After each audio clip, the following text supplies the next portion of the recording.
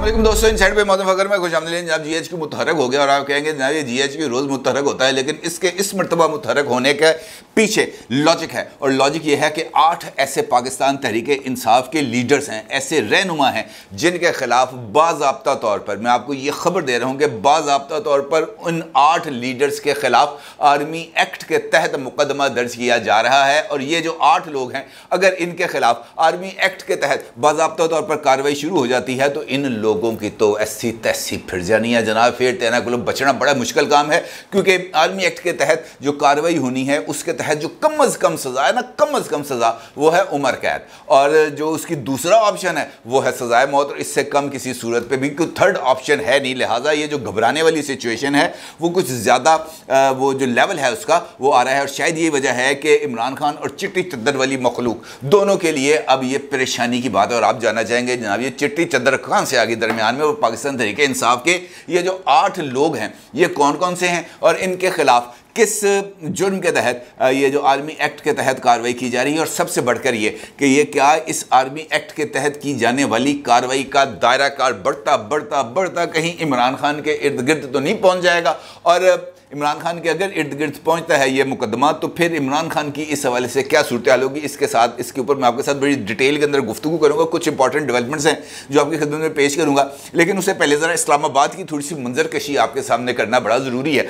क्योंकि इस्लामाबाद के भी को हालात जो हैं जनाब वो कुछ ज़्यादा अच्छे नहीं हैं, और वहाँ से जो खबरें आ रही हैं वो भी बड़ी ज़रा चौंका देने वाली हैं। क्योंकि एक जानिब जब मैं ये वीडियो रिकॉर्ड कर रहा हूँ उस वक़्त शार दस्तूर के ऊपर सफ़ेद पत्थरों से बनी हुई इमारत यानी पाकिस्तान सुप्रीम कोर्ट, उसके बाहर जो है PDM और इत्तेहादी जमातें और हुक्मरान इत्तेहाद में शामिल दीगर जमातें जो PDM का हिस्सा नहीं भी हैं वो जनाब उन्होंने वहाँ पे अपना स्टेज लगा लिया है। और बड़ी तादाद के अंदर लोग भी वहाँ पे मौजूद हैं, लेकिन इस तरह नहीं है कि जनाब अन्नी पई हुई है। अलबत्ता ये बात ज़रूर है कि वो लोगों का ये मानना है कि अभी बहुत सारे काफ़िले हैं जो रास्ते में हैं और वो पहुँचने वाले हैं। और जिस वक्त बाज़ाब्ता तौर पर यहाँ पर लीडरान के ख़िताब के सिलसिले का आगाज़ होगा तो ये जगह ज़रा कवर अप हो जाएगी। अलबत्ता ये ज़रूर है कि इस बात का मरीम नवाज़ और मौलाना फजलुर रहमान इन दोनों के दरमियान इस बात का इत्तफाक हो गया है कि जनाब जिस जगह पर हमने इस वक्त स्टेज सेट किया है इसी जगह पर हमने धरना देना है। और इस हवाले से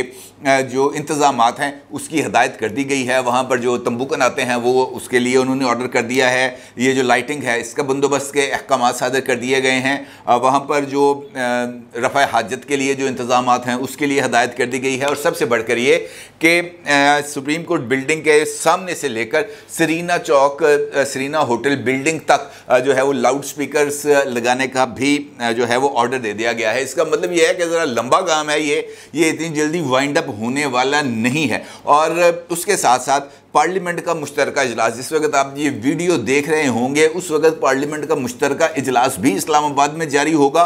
और वहाँ पर भी तकरीबन 9 नकाती एजेंडा है उसका जारी कर दिया गया है। और उसके साथ साथ कौमी सलामती कमेटी का इजलास भी तलब कर लिया गया है जिसमें सिविल और मिलिट्री क़यादत दोनों मिलकर बैठेंगे। और ये जो इजलास है कौमी सलामती कमेटी का ये कल होगा प्राइम मिनिस्टर ऑफिस में। इसका मतलब ये है कि जो इस्लामाबाद है वहाँ पर जो सरगर्मियाँ हैं वो कुछ ज़्यादा तेज़ रफ्तारी से होती हुई नज़र आ रही हैं।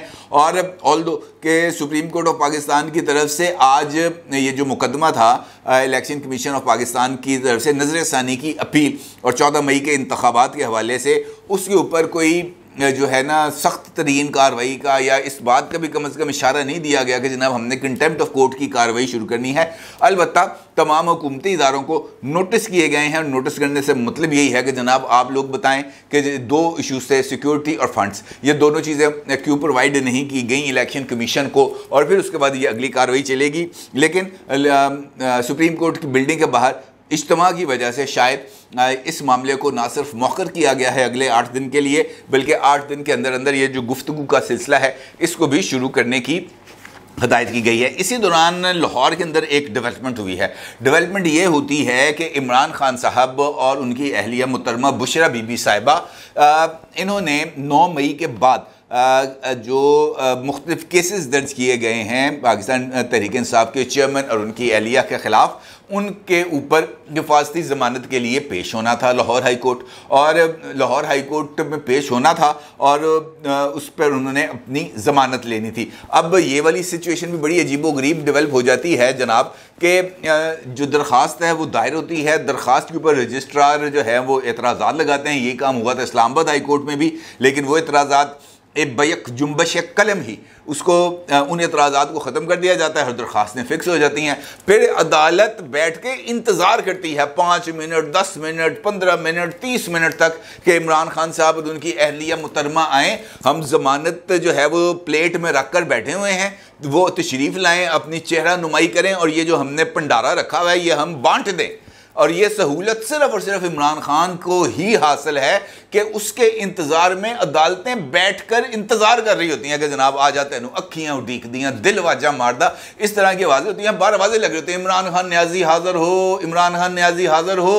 और बाद में आगे बताया जाता है जनाब सर जो है ना वो घर से निकल पड़े हैं, रास्ते में है, बस 10 मिनट लगेंगे आते हुए। अदालत कहती है मैं बड़ा गुस्से में हूँ, ये क्या तरीकाकार है, हम यहाँ पे उनके इंतज़ार में बैठे हैं। और जैसे ही दीदार होता है जनाब इमरान खान साहब का, तो अदालतें जनाब ऐसे एकदम उनके ऊपर जो है ना, जैसे हम कहते हैं ना फ्यूज़ की और बरक़ात की ऐसी बारिश होती है कि जनाब उनका सारा गुस्सा जो है वो एकदम बह जाता है और वो कहते हैं जनाब ये शक्ल मैंने आपकी देख ली है, समझे मुझे, मैंने जो है वो पता नहीं क्या हासिल कर लिया है, ये पकड़े ज़मानत और निकले यहाँ से। और आज के अंदर जो ख़ास बात थी वो ये थी कि इमरान खान के साथ एक सफ़ेद चादर के अंदर एक अजीबोगरीब पहले होता था कि इमरान खान साहब आते थे, उनके इर्द गिर्द वो बुलेट प्रूफ जो वो नहीं होती, वो जो स्टैंडीज वो लिए होते थे उनके जो सिक्योरिटी गार्ड्स ने, और उनको चारों तरफ से घेरा होता था और सर के ऊपर एक बाल्टी सी पहना दी होती थी ताकि इमरान खान को किसी तरफ से कोई गोली जो है वो चू कर ना गुजर जाए।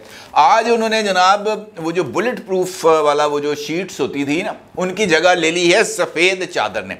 कुछ तस्वीर हैं जो आप अपनी स्क्रीन पर भी देख सकते हैं, पतली सी सफ़ेद चादरें हैं, वो उसके इर्द गिर्द यूं करके घेरा किया हुआ है और सर के ऊपर भी वो सफ़ेद चादर डाली हुई है। बाद में पता चला कि जनाब इस सफ़ेद चादर में बुशरा बीबी साहिबा को जो गैर महरम है, ना महरम है, उनसे उनकी नज़र को बचाने के लिए वहाँ पर वो जो चादरें थी इसी अजीबोगरीब किस्म की वो लगाई हुई। मैं हैरान हो गया देख के, मैंने कहा यार बिल्कुल अच्छी बात है, लेकिन काश ऐसा उस वक़्त भी होता जब इमरान खान साहब वज़ीर आज़म थे और बुशरा बीबी पनाह गाहों और पता नहीं कौन कौन सी गाहों का जाके दौरा करती थी, पागल खानों का, और वहाँ पर इस तरह की कोई सफ़ेद चादरें नहीं होती थी और उस वक्त बाज़ाब्ता तौर पर फ़ोटो सेशन कराए जाते थे। बल्कि ये जो सफ़ेद चादरें हैं ये उस वक्त भी नहीं होती थी जब बुशरा बीबी टीवी चैनल्स को जाके इंटरव्यू दिया करती थी। नदीम मलिक साहब को इंटरव्यू उनका इस वक्त रिकॉर्ड पर मौजूद है, ऑल्दो कि वो हिजाब वगैरह करती हैं, लेकिन इस तरह के एक सीन क्रिएट करने की क्या ज़रूरत है? बंदे को क्या पता,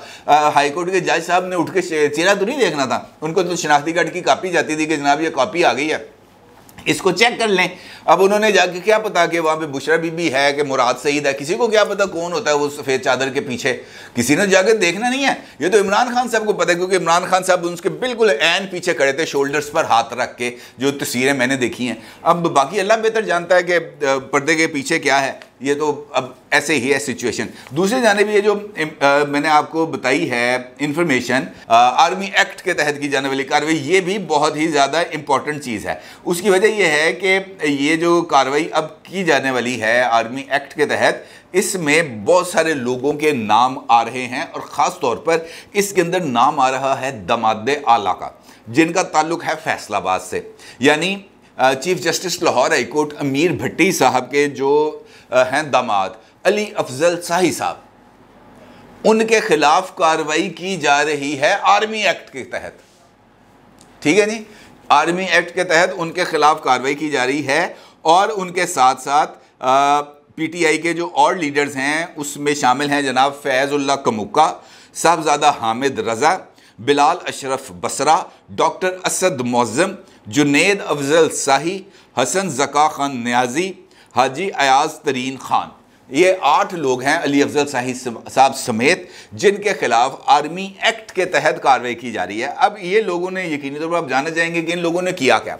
ये इन लोगों का है बुनियादी ताल्लुक फैसलाबाद से। अब फैसलाबाद में सिर्फ राना सनाउल्लाह साहब नहीं है जिनके घर पर को हर मरतबा तख्ता मश्क बना लिया जाता है। जब भी पीटीआई के खिलाफ कोई कार्रवाई होती है उन्होंने घर के शीशे ज़रूर पन्ने हैं, ये एक ट्रेडिशन बन गई है। लेकिन वहाँ पर इन लोगों ने जो काम किया वो ये किया कि पीटीआई के इन लीडर्स ने, आईएसआई का ऑफिस था फैसलाबाद में और हर एक शहर के अंदर ऐसे ऑफिस मौजूद होते हैं, कैंप ऑफिस जिनको कहा जाता है।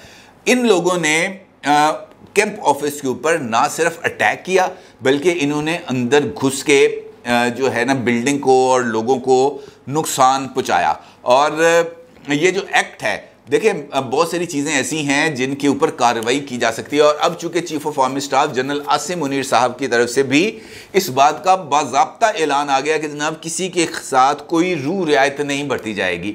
और वो तमाम लोग जो इन वाक़यात में मुलव्वस हैं, चाहे वो कोर कमांडर का घर हो या ये जो दफातर हैं मिलिट्री के, इनके अंदर लोगों के दाखिल होने की कोशिश हो, उन सब को जो है ना निशान इबरत बनाया जाएगा। ठीक है जी। अब बाकी जो सिविल इंस्टॉलेशंस हैं, जैसे रेडियो पाकिस्तान पर हमला है, इसके ऊपर बाज़ाब्ता तौर पर आर्मी एक्ट के तहत कार्रवाई नहीं की जा सकती। लेकिन ये जो मिलिट्री इंस्टॉलेशंस हैं, जैसे कोर कमांडर का घर है, कोई ऑफिस है जिससे ये आईएसआई का ऑफिस है, इनके ऊपर अटैक की सूरत में जो मिलिट्री एक्ट है उसके तहत, आर्मी एक्ट है उसके तहत कार्रवाई की जा सकती है। और उस कार्रवाई की जब मैं ये वीडियो रिकॉर्ड कर रहा हूँ, मेरे पास ऐसी मुसद्दका इन्फॉर्मेशन है कि इन लोगों के खिलाफ आर्मी एक्ट के तहत कार्रवाई की तैयारी बाज़ाब्ता तौर पर की जा रही है। अब अगर इस सारी कार्रवाई के अंदर ये बात साबित हो गई कि इन लोगों ने जो अटैक किया है मिलिट्री इंस्टॉलेशंस के ऊपर, वो किया है इमरान खान के कहने पर, तो इमरान खान के खिलाफ भी आर्मी एक्ट के तहत कार्रवाई हो सकती है। अब जब ये लोग उस कार्रवाई के अंदर शामिल होंगे तो उसके बाद पता चलेगा कि जनाब कितना वो कहते हैं ना किन्ने भी आंदे 100, वो इस वक्त पता चलेगा कि जनाब ये लोग अपनी स्किन सेव करते हैं या अपने लीडर जनाब इमरान खान को भी इसी शिकंजे के अंदर कसने की कोशिश करते हैं। क्योंकि बहुत सारी जगहों पर बहुत सारी इंफॉर्मेशंस मौजूद हैं, जिससे मैंने आपको कल की एक वीडियो में बताया था कि एक ऑडियो है जो रिकॉर्ड की गई है। इसी तरीके से जो इमरान खान साहब की दोनों बहनें हैं, अलीमा साहिबा और वो जो दूसरी वाली हैं, उन दोनों की भी मौजूदगी, इमरान खान साहब की दोनों बहनों की मौजूदगी भी, उसका भी वीडियो एविडेंस मिल गया है कानून नाफिज करने वाले इदारों को कि ये दोनों ख़वातीन भी कोर कमांडर के घर के बाहर हमला करते, जब उनके घर के ऊपर हमला हो रहा था तो ये दोनों ख़वातीन भी वहीं पर मौजूद थी। अब अगर ये बात भी साबित हो जाती है कि जनाब ये जो कोर कमांडर के घर के ऊपर अटैक किया गया उसमें भी इमरान खान की इंस्ट्रक्शंस या इमरान खान की एहलिया की इंस्ट्रक्शंस या उनके घर वालों की इंस्ट्रक्शंस बराह रास्त या इनडायरेक्टली मौजूद थी, तो यहाँ पर भी इमरान खान की गर्दन ऐसे पकड़ी जानी। और शायद यही वजह है कि इमरान खान को चूँकि इस बात का एहसास हो रहा है कि उनके गिर्द घेरा तंग हो रहा है, उन्होंने प्रीएम्प्टिव जो है ना अपना नहीं होते वो हिफाजत खुद इख्तियारी के तहत उन्होंने अपना नया बयानिया बनाना शुरू कर दिया है। और इसके अंदर उन्होंने ये कहना शुरू कर दिया कि जनाब मुझे एक मरतबा फिर गिरफ़्तार किया जा रहा है, गिरफ़्तारी का इम्कान है, मेरी पार्टी के ऊपर पाबंदी लगाई जा रही है, मेरी पार्टी पर पाबंदी लगाने का बाज़ाब्ता तौर पर मनसूबाबंदी की जा रही है, मुझे बगावत के इल्ज़ाम के तहत 10 साल के लिए जेल भेजा जा रहा है। ये इमरान खान साहब ने ये वाला माहौल बनाना शुरू कर दिया। BBC की एक रिपोर्ट के मुताबिक इमरान खान साहब ने एक बरतानवी नशरियाती इदारे को इंटरव्यू भी दिया है और उस इंटरव्यू में भी इमरान खान साहब ने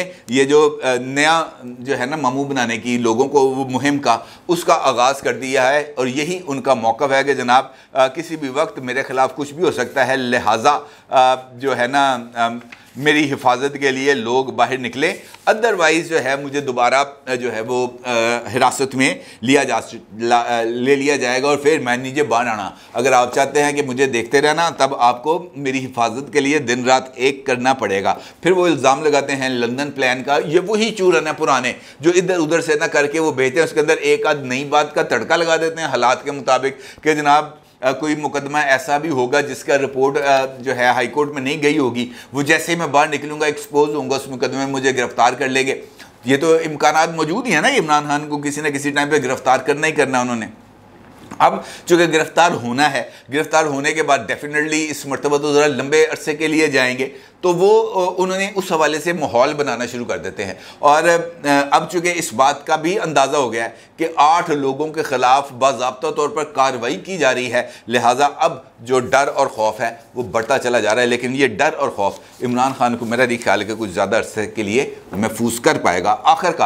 आखिरकार इमरान खान साहब वो कहते हैं ना, ये ऊँट पहाड़ के नीचे आएगा ही आएगा, इसमें बचत के इम्कानात खासी हद तक कम है। अपनी राय का ज़रूर इज़हार कीजिएगा। आपका बहुत शुक्रिया। अल्लाह हाफिज़।